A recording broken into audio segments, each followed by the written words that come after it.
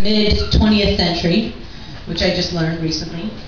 The pardoning of turkeys has a longer history. Most historians attribute the inaugural pardoning ceremony to President Harry Truman in 1947, but some have found commanders-in-chief as early as 1863 allegedly pardoning this majestic bird. Through the grapevine, it's been told that Abraham Lincoln's 10-year-old son, Tad, christened one turkey that found his way to the White House with the name Jack. As is the sad fate for many turkeys, Jack was to become dinner at the Christmas feast. Tad, as folklore would have it, what did he do? He burst into... I've lost my place in my group. Okay. He burst into one of Honest Abe's cabinet meetings to plead on behalf of Jack's life. Luckily, President Lincoln conceded to his son's request. But the story doesn't end there. On election day the following year, President Lincoln walked into his polling place at the White House only to find Jack, the turkey, mulling about. Lincoln turned to his son and demanded of Tad, "What business has this turkey stalking about the polls in this way? Does he vote?"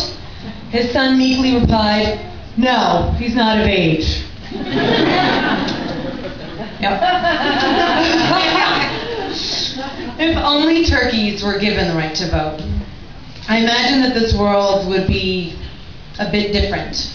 Probably lots of pumpkin pie and butt scratches.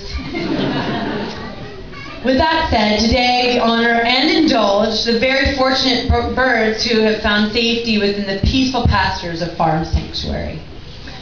But we also gather to think of those beyond the sanctuary grounds, those whose faces, personalities, and joys we'll never know, and whose suffering we can only begin to comprehend.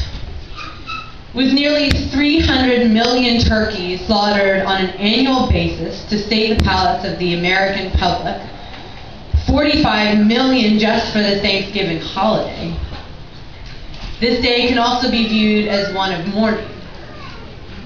Forced to live in dark, filthy, and overcrowded warehouses and factory farms, turkeys are constantly plagued by stressful external factors.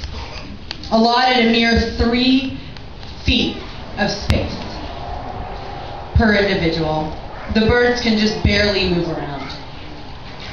Denied of expression of all natural and intrinsic